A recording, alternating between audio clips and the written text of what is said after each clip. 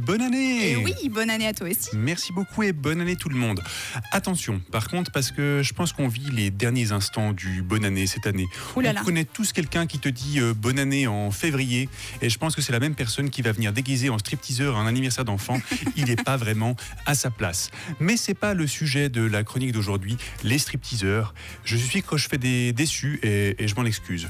La nouvelle dont je voulais vous parler aujourd'hui, je l'ai apprise grâce à 20 minutes.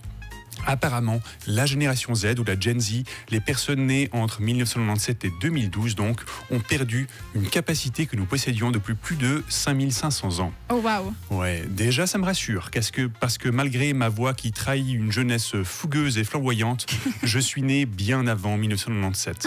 D'ailleurs, pour voir si j'ai le physique de ma voix, n'hésitez pas à aller voir la vidéo de cette chronique sur le compte Instagram de Rouge. Et c'était l'instant promo, merci Sacha. De rien, avec plaisir. Est-ce qu'on parle de la capacité à faire du feu, comme dans Koh-Lanta, ou la capacité à courir assez vite pour échapper à une meute de loups, ou la capacité à créer des inégalités socio-économiques? Je vous rassure que ce soit la Gen Z ou les autres, il y a encore moins de personnes qui courent aussi rapidement qu'un loup que de personnes sachant faire du feu.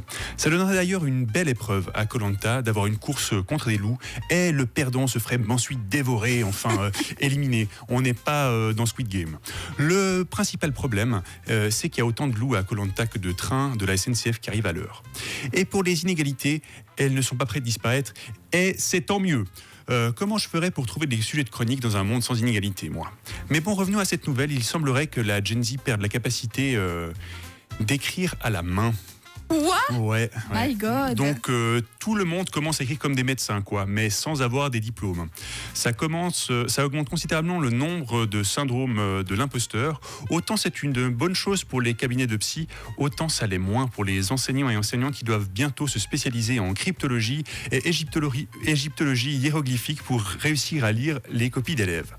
Mais est-ce que vraiment une si mauvaise chose de ne plus savoir écrire à la main? Après tout, le monde évolue, on ne demande pas aux grands-parents d'être à l'aise avec TikTok et on a besoin de moins en moins de savoir écrire à la main. Sauf qu'en plus, la Gen Z perd la capacité d'écrire de longs textes argumentés et construits. Construits comme cette chronique par exemple, qui est admirablement bien structurée, même si elle n'a pas été écrite à la main. Et ça, c'est déjà plus embêtant, avec le petit risque de se retrouver prochainement avec des débats politiques, des articles de journaux et des romans aussi bien écrits et construits qu'un dialogue des Marseillais à Mykonos et aussi pertinent qu'un stripteaseur à un anniversaire d'enfant.